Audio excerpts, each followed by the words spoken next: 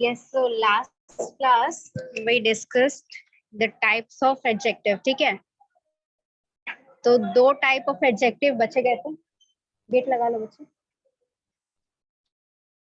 दो type of adjective बचे थे. क्या बचे थे? Interpolated adjective. अगर ये हो गया है तो मुझे रिमाइंड करवा देना. Interpolated adjective and participle used as adjective. Okay, so interpolated adjective क्या होता है? इफ एग्जांपल के थ्रू अगर आप समझेंगे, यहाँ पर पहला एग्जांपल देखिए. The child happy and excited ran behind the bus. यहाँ पर देखिए happy and excited you can see कि एडजेक्टिव है. ओके, अगर आप इन एडजेक्टिव को जो कॉमा के अंदर हैं उनको हटा दें, ये यहाँ पर एलिमिनेट कर दे सेंटेंस से, तो सेंटेंस क्या बनेगा आपका?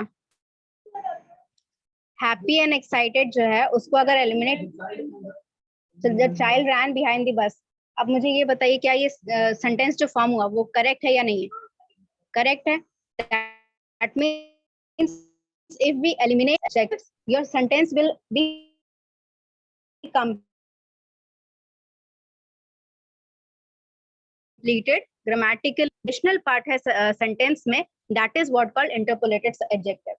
यहाँ पर आप देख सकते हैं, यहाँ इसका definition है, when an adjective can be placed elsewhere in the sentence, the adjective is called interpolated adjective. Okay, मतलब आप अगर sentence में से उसको हटा दें फिर भी sentence का एक sense रहेगा, ठीक है, बट उसको add कर रहे हैं. क्यों add कर रहे हैं? Just to make some specification about a noun. जो noun mention किया गया है उसके बारे में कुछ specification बता रहे हैं, उसका कोई feature बता रहे हैं, ठीक है, तो अलग से लगा है वो sentence में, इसीलिए उसको interpolated adjective कहते हैं. ठीक है. Next example, it is the similar. Worried, enthusiastic and alert. We waited to see what would happen next. Again यहाँ पर अगर आप इन चीजों को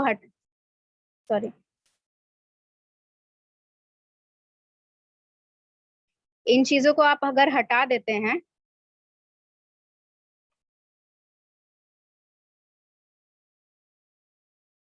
यस, अगर इन चीजों को आप हटा देते हैं सेंटेंस में, again your sentence will make sense. Okay, it is just an additional words to describe the noun in the sentence. ठीक है, यहाँ पर जो सेंटेंस में नाउन है या फिर जो प्रोनाउन है जो रिप्रेजेंट कर रहा है आपके नाउन को, उसके बारे में डिस्क्रिप्टिव वर्ड्स बस ऐड कर दिए गए हैं. ठीक है, अगेन यहाँ पर आप देख रहे हैं, अगर मैं सेंटेंस बोल रही हूँ, it doesn't make any difference when you are speaking the sentence. जब आप उसको विजुअलाइज कर रहे हैं सेंटेंस को, या उसको रिटन लैंग्वेज में देख रहे हैं, तभी आपको पता चलेगा कि वहां पर कॉमा लगे हैं, right? So it makes no difference when you are speaking. So it is not very efficient, like it is not very important while you're speaking in spoken language, but written language में ये important aspect है. Okay. Next is your participle used as adjective. Participles क्या होता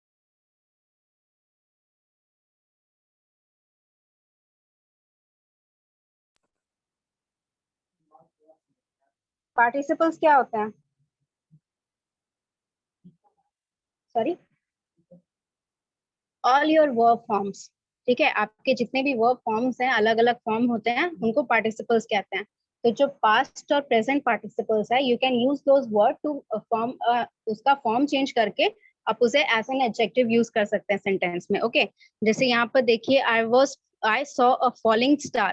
ठीक है, अगर इसको दूसरे सेंटेंस में यूज करें, I saw him falling down the stair. ठीक है, मतलब मैंने उसको गिरते हुए देखा. ठीक है, तो यहाँ पर वो वर्ब बता रहा है, ठीक है, क्रिया बता रही है कि मैंने उसको कैसे गिरते हुए देखा. ठीक है, यहाँ पर वो बता रहा है इस सेंटेंस में, आई सॉ फॉलिंग स्टार, मतलब मैंने टूटता हुआ तारा देखा या गिरता हुआ तारा देखा. तो यहाँ पर कैसा तारा देखा वो डिस्क्राइब कर रहा है ये वर्ड, राइट? ये वर्ड जो है एक डिस्क्रिप्शन दे रहा है, भले एक स्मॉल फीचर बता रहा है, बट एक डिस्क्रिप्शन दे रहा है आपका नाउन जो है स्टार. ठीक है, तो जब यहाँ डिस्क्रिप्टिव फॉर्म में यूज होगा आपका प्रेजेंट पार्टिसिपल, तो इसको प्रेजेंट पार्टिसिपल इन एडजेक्टिव लेंगे. ठीक है, या उसके this will behave the part of speech that will representing it is will be adjective. Okay, similarly यहाँ पर पास्ट पार्टिसिपल में, she laid a blanket on scattered leaf. Which type of leaf? Scattered leaf. Scattered मतलब बिखरा हुआ. ठीक है, तो किस टाइप का लीव्स पे उसने ब्लैंकेट बिछाया? Scattered leaf पे. So it is identifying which type of leaves is talked about in the sentence. ठीक है, So this is what your types of adjective is, and let's move on to the rules.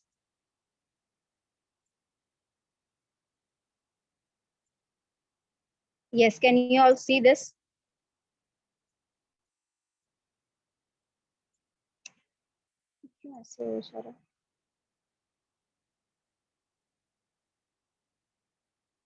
आपको screen दिख रहा है सबको? क्यों ऐसे हो जा रहा है बार?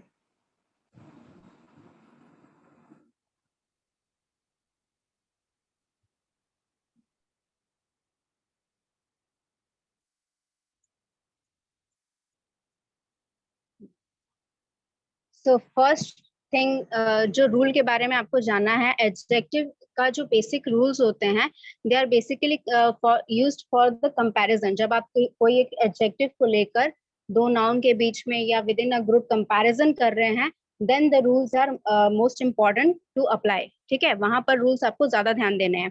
कैसे? जैसे if you are comparing using as, अगर आप सेंटेंस में एज करके यूज करते हैं, कैसे कंपेयर करेंगे? She is as proud as a peacock. यहाँ पर कैसा कंपैरिजन हो रहा है? पीकॉक के प्राइड को गर्ल के प्राइड से कंपेयर किया जा रहा है, and it is similarly in the strength. ठीक है, मतलब उसका जितना प्राइड है गर्ल का, उसका पीकॉक का भी उतना ही प्राइड है. ओके, इट इज इक्विवेलेंट और अप्रोक्सीमेटली इक्विवेलेंट. ठीक है, मतलब जब इक्वल कंपैरिजन या अप्रोक्सीमेट कंपैरिजन होगा, तब आप एज वाला फॉर्मेट लगाएंगे. ठीक है, they are as intelligent as I am, he is as clever as monkey. मतलब जब इक्विवेलेंट हो रहा है उसके फीचर्स, ठीक है, जो उसका फीचर मेंशन किया गया यहाँ पर, जब वो एडजेक्टिव दोनों पार्टीज में जो कंपेयर की जा रही हैं उसमें इक्विवेलेंट होगा, तब आप इस फीचर इस फॉर्मेट में लिखेंगे as adjective as. Okay, next is if you are specifying the feature that you are comparing between the two parties. ठीक है, यहाँ पर अगर मैंने स्पेसिफाई नहीं किया, Ram is as strong as Shyam. ठीक है, अगर मैंने अ स्विमर हटा दिया, तो यहाँ पर जो सेंटेंस है उसका मीनिंग पूरा बदल जाएगा. राइट, मैंने अ स्विमर लगा दिया, मतलब दोनों की स्विमिंग कैपेसिटी को ही हम जज कर रहे हैं. ठीक है, और दोनों की स्विमिंग कैपेसिटी जो है वो दोनों इक्विवेलेंट है. ठीक है, राम भी उतना ही अच्छा है, श्याम भी उतना ही अच्छा है. So when you are comparing the qualities जो इक्विवेलेंट हो, तब आप एज लगा के यूज करेंगे. एज आपका एडजेक्टिव से पहले भी आएगा, एडजेक्टिव के बाद भी आएगा. एक फॉर्मेट होगा जब आप सिर्फ एडजेक्टिव यूज करेंगे, एक फॉर्मेट होगा जब आप उसमें नाउन लगा देंगे, common noun, that will be specifying your attribute और your feature that you are comparing with in between the two objects. Okay, now next is while you are comparing with then. ठीक है, then लगा के जब आप comparison करेंगे, then लगा के जब कंपैरिजन करते हैं तो क्या चेंजेस आते हैं यहाँ सेंटेंस फॉर्मेट में? देन का मतलब क्या होता है? सॉरी, तब.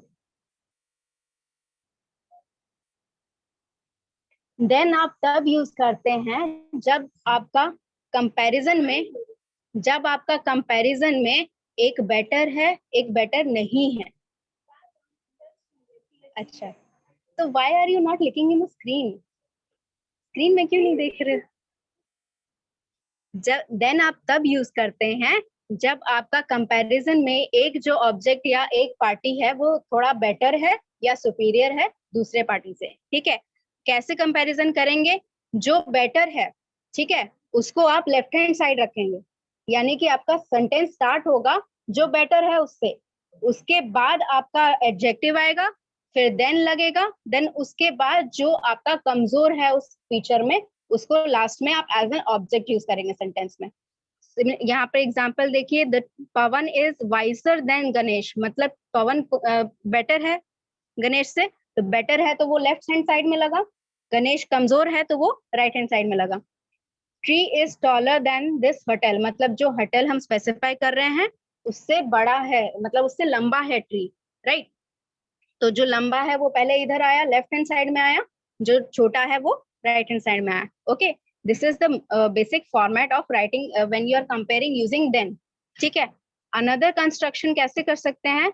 जब आप, जैसे कि मैंने एज में बताया, आपने फीचर स्पेसिफाई किया, उसी तरह यहाँ पर भी आप फीचर स्पेसिफाई कर सकते हैं. She is a better cook than her sister. ठीक है, बेटर कुक कौन है? शी, जो प्रोनाउन यूज हो रहा है जिस फीमेल प्रोटैगनिस्ट के लिए, तो यहाँ पर शी पहले आया है, बेटर आया है आपका एडजेक्टिव, देन उसके बाद जो स्पेसिफाई कर रहे हैं, जो फीचर कंपेयर कर रहे हैं, उसके बाद देन लगा है, उसके बाद जो कमजोर है उसको लगा है। तो आपका फॉर्मेट सेम रहेगा, बस आप यहाँ पर एडजेक्टिव और देन के बीच में फीचर लिख दे रहे हैं जिस फीचर पे कंपैरिजन हो रहा है। ठीक है, कुकिंग कैपेसिटी पे कंपैरिजन हो रहा है, या आइडियाज पे कंपैरिजन हो रहा है, या स्ट्रेंथ पे कंपैरिजन हो रहा है, या कोई भी फीचर कंपेयर कर रहे हैं, तो उसको एडजेक्टिव और देन के बीच में लगा देना। Okay, now the main thing that you have to keep in mind is when this feature जो आपका कॉमन नाउन है, ये अगर काउंटेबल हुआ, ठीक है, और सिंगुलर भी हुआ, ठीक है, तब आप आर्टिकल यूज करेंगे। ए एन आप लगा सकते हैं, जैसे कि यहाँ पर ऊपर वाले एग्जाम्पल में देखिए, Ram is as strong a swimmer as Shyam. और स्विमर क्यों लगा? स्विमर क्या है आपका? सिंगुलर है, काउंटेबल है, ठीक है, तो यहाँ पर अ लग गया। एडमिनिस्ट्रेटर जो है वो भी सिंगुलर है, तो यहाँ पर एन लग गया। ठीक है, स्टूडेंट्स प्लूरल हो गया, तो यहाँ पर एन ए कुछ नहीं लगा। ठीक है, so if you are comparing feature the common noun is uncountable, ठीक है, और प्लूरल, तो आप ए एन कुछ नहीं लगाएंगे। ठीक है, यहाँ पर एग्जाम्पल में देखिए, Jack is a braver person than you are. Person मतलब एक पर्सन, ठीक है, काउंटेबल हो गया, तो अ लगा। Steel is a stronger material than iron, material एक हो गया, मटेरियल्स नहीं है, मटेरियल है, तो यहाँ पर अ लगेगा। यहाँ पर देखिए अनकाउंटेबल और प्लूरल के लिए एग्जाम्पल में देखिए, we produce sweeter honey than they do. Honey को आप काउंट नहीं करते हैं, right, it is uncountable noun, तो यहाँ पर अ नहीं लगा, द नहीं लगा, एन नहीं लगा, कुछ नहीं लगा। They are better actors than we are. Actors क्या हो गया? प्लूरल हो गया। अगर यहाँ पर एक्टर लगता तो क्या लगता सेंटेंस? सेंटेंस में एन एक्टर लगता। डाल के देखो कहाँ लगेगा, ऊपर वाला एग्जाम्पल देखो और यहाँ डाल के देखो क्या लगेगा।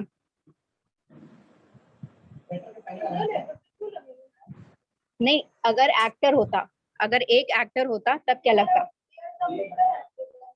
द नहीं लगता। द तब लगेगा when you are specifying which actor you are asked to sell. अरे तो ही इज लगता, शी इज लगता एक्ट्रेस होती, तो if the sentence was in singular form तो यहाँ पर क्या लगता? A better actor. समझे? He is a better actor, better के आगे लग रहा है, एक्टर के आगे नहीं लग रहा है। एक्टर के आगे लगता तब एन लगता। ठीक है, next is when you R C this is another format of comparison. यहाँ पे क्या हो रहा है, सॉरी, यहाँ पे क्या हो रहा है देखिए, this part of the sentence, ये आपका पहला पार्ट है सेंटेंस का, ठीक है,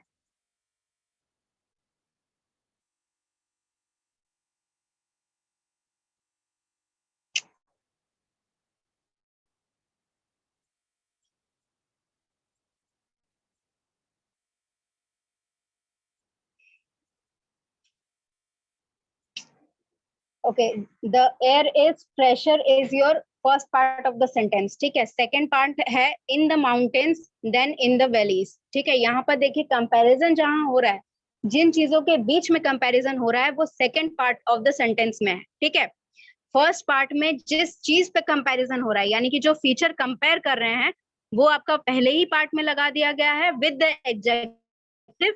देन उसके बाद जो चीज बेटर है, यानी कि mountain air is better fresher, तो यहाँ पर माउंटेन्स पहले लिखा गया है, फिर देन लिखा गया है, दोनों उसके बाद वैली का जो एयर है that is not fresh enough than the mountain, तो उसको बाद में लिखा गया। फॉर्मेट सेम है, बस यहाँ पर क्या कर दिया गया, आपका subject object,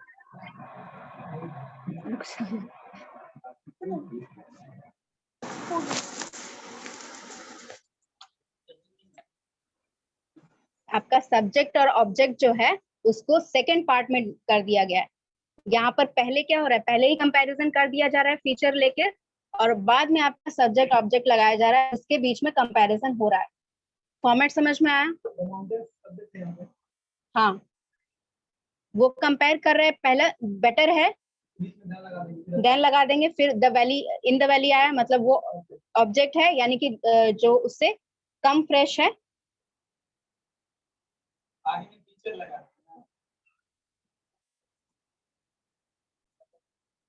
okay, similarly second example में भी आप देख सकते हैं, the work seem easier once one becomes familiar with it than it does at first. यहाँ देखिए कंपैरिजन किस चीज में हो रहा है, सिचुएशन कंपेयर किया जा रहा है। पहला सिचुएशन तब है जब आप पहली बार काम करने जाते हैं, दूसरा सिचुएशन तब है जब आप यूज टू हो जाते हैं वर्क के, बहुत दिन हो गया आपको वर्क करते हुए। तो दोनों सिचुएशन को कंपेयर किया गया है कि काम कब आसान होगा, जब आप बहुत दिन काम कर चुके हैं। काम मुश्किल कब लगेगा, जब आप पहली बार ज्वाइन करेंगे। ठीक है, तो यहाँ पर वर्क इज लाइक कंपेयर्ड। ठीक है, work is compared in between the situation when you join और you start working on something, then when you become familiar with the work. ठीक है, जो काम कर रहे हैं उससे फेमिलियर हो जाए कि कैसे काम करते हैं, सब कुछ आपको पता चल जाए। ठीक है, उस सिचुएशन को यहाँ पर कंपेयर किया जा रहा है। Okay, next is your subjective case में क्या है। सब्जेक्टिव केस में यहाँ पर देखिए इज जो है ना, see this is the sentence I am taller than he is. यहाँ पर जो इज लग रहा है, you can eliminate it if you are using a formal communication. ठीक है, अगर आप फॉर्मली किसी से कंपेयर कर रहे हैं, you can eliminate the is here. ठीक है, लास्ट में I am taller than he, him लगा सकते हैं आप। ठीक है, इज हटा के हिम लगा देंगे फॉर्मल कम्युनिकेशन अगर कर रहे हैं। अगर यू आर कम्युनिकेटिंग इनफॉर्मल तो आप इज लगाएंगे। ठीक है, यहाँ पर सेकंड सेंटेंस में भी she is better then I am, she is better than me लगेगा when you are talking formally. ठीक है, इनफॉर्मल में she is better then I am. ये वाला जो आपका है example, the wave are growing रफर and रफर। रफर and रफर use मतलब बार बार एडजेक्टिव यूज करने का मतलब क्या हुआ?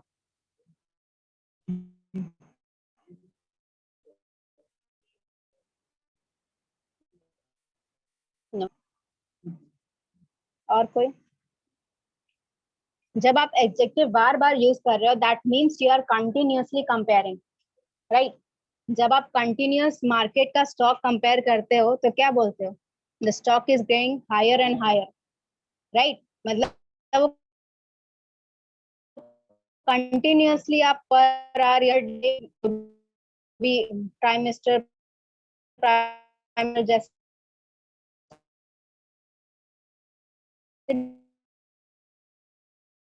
कंपनी कंपेयर कर चीज को, जब आप प्रीवियस सिचुएशन से नेक्स्ट सिचुएशन में सेम चीज कंपेयर कर रहे हैं बार बार, तब आप इस फॉर्मेट का यूज करेंगे when you are using the adjective continuously or you are using the adjective twice। ठीक है, जैसे कि the waves are growing rougher and rougher, मतलब कि वो पर आर के हिसाब से या जिस भी टाइम लिमिट में कंपेयर कर रहे हैं, वो वेव्स जो हैं वो ग्रो से जो वो रफर एंड रफर मतलब ग्रो करते जा रहे हैं, मतलब भारी होते जा रहे हैं जो भी।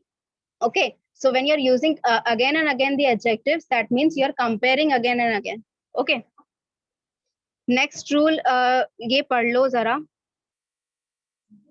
पढ़ो तो जरा क्या लिखा है यहाँ पर।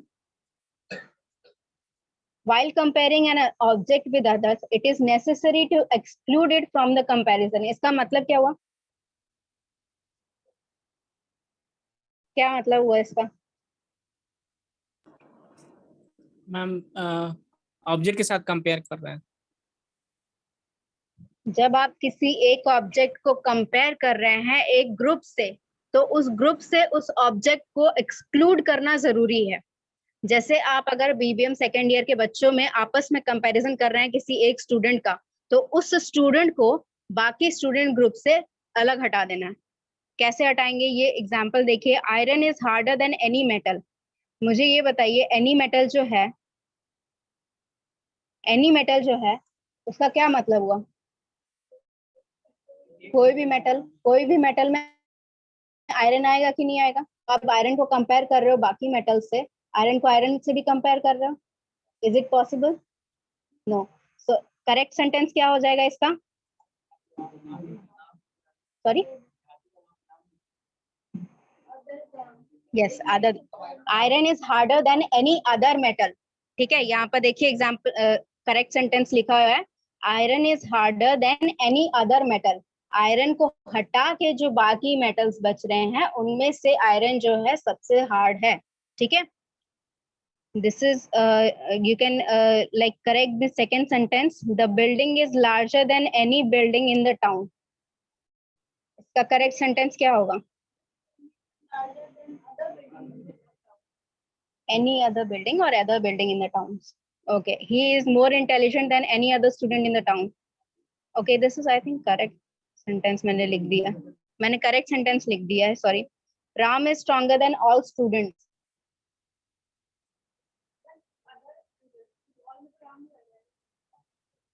Ram is stronger than the other students।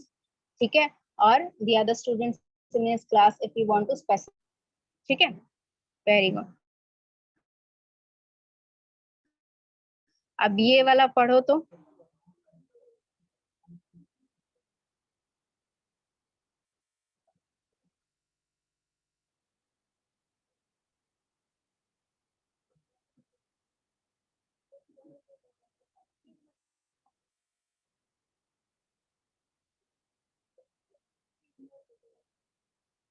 Two comparative adjectives are not normally used in a sentence। इसका एग्जाम्पल देखिए इनकरेक्ट सेंटेंस का, he is more wiser than you। इसमें से क्या हटेगा?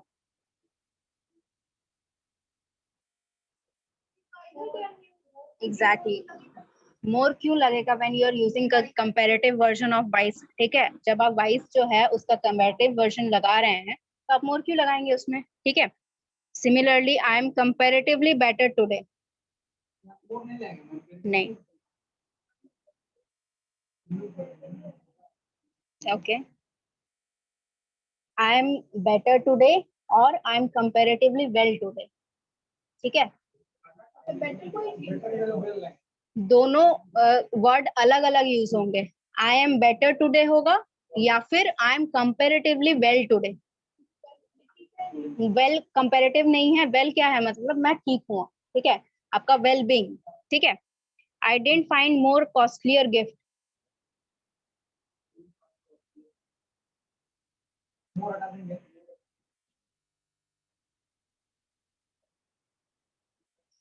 I didn't find more costly gift. Costlier जो है वो कंपैरेटिव वर्जन है कॉस्टली गिफ्ट। मोर कॉस्टली गिफ्ट और कॉस्टलियर भी लगा सकते हो मोर हटाकर। यस, अगर मोर लगेगा तो कॉस्टली लगेगा, अगर मोर नहीं लगेगा तो कॉस्टलियर लगेगा। कॉस्टली, कॉस्टली, मोर कॉस्टली। यहाँ देखो, I didn't find more costly gift. यहाँ देखो आंसर में, आई डिडंट, वही तो मैं बोल रही हूँ, कॉस्टलियर जो है it is not a word.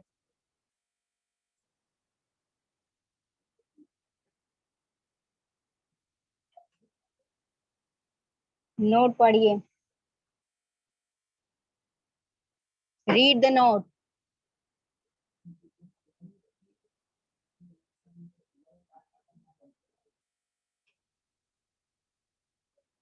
इसका एग्जाम्पल दो मुझे।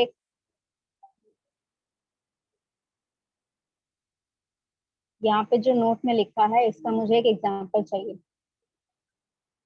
We should not use any comparative degree adjective with the word comparatively, but we can use rather with the adjective of comparative degree।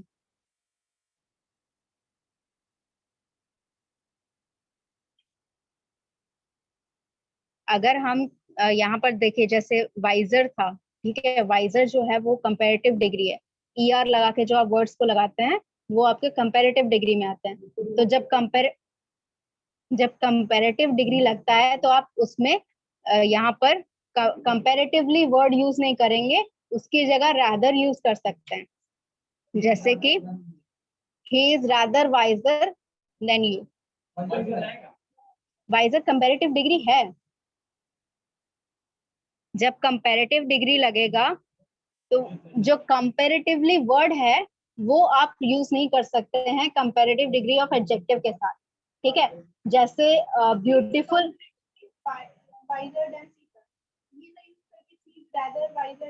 हाँ, जैसे कि इफ शी इज ब्यूटीफुल है। ठीक है, इसका कंपैरेटिव डिग्री क्या होगा? एग्जैक्टली, मोर मोर मोस्ट लगेगा। कैसे लगेगा? देन वट एवर, ठीक है। तो she is rather more beautiful लगेगा, कंपेरेटिवली वर्ड यूज नहीं होगा। मोर नहीं हटाना है, more is itself a comparative word, ठीक है। अगर आपका एडजेक्टिव का कंपैरेटिव वर्जन नहीं बनता है, ठीक है, जैसे ब्यूटीफुलर का ब्यूटीफुलर नहीं होता है, ब्यूटीफुली नहीं होता है, ठीक है, सॉरी ब्यूटीफुली होता है, ब्यूटीफुलर नहीं होता है। तो वहां पर आप ब्यूटीफुल को अगर मोर ब्यूटीफुल, मोस्ट ब्यूटीफुल लिखते हैं, राइट। सक्सेसफुल को सक्सेसफुलर नहीं लिखते हैं, मोर सक्सेसफुल, मोस्ट सक्सेसफुल लिखते हैं, ठीक है।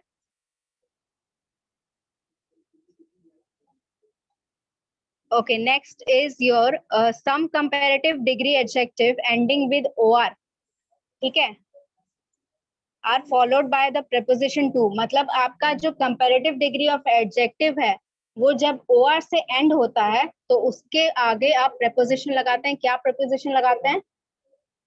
कौन सा preposition लगाते हैं?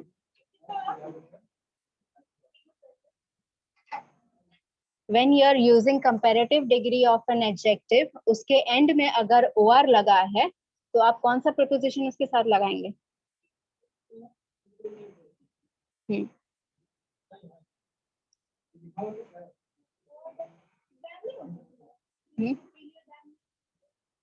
Two is much better than. देखो यहाँ पर ऊपर में देन कब लगा है? देन वाला जो सेंटेंस था, बेटर में ER वाला जो वर्ड है उसमें देन लगता है। OR वाला जो वर्ड्स होते हैं उसमें to. Compare, these are comparative degree adjectives, ठीक है। हाँ, तो he is superior to me, senior में भी OR लगेगा। He is senior to me, he is junior. He came prior मतलब वो मुझसे पहले आया। अभी 19 रूल्स हैं, तुम लोग जल्दी जल्दी खत्म। Fine, let's just make this one, ठीक है। Major, minor, exterior, interior, outer, lower, ये सारे जो वर्ड्स हैं ये आपके कंपैरेटिव डिग्री एडजेक्टिव से रिजेंबल करते हैं, बट ये है नहीं, तो इनके आगे टू नहीं लगेगा। हाँ, ये कंपैरेटिव डिग्री और एडजेक्टिव नहीं है, ठीक है। सब कुछ तो मैं आपको भेज दूंगी, बट यहाँ क्या पढ़ोगे फिर?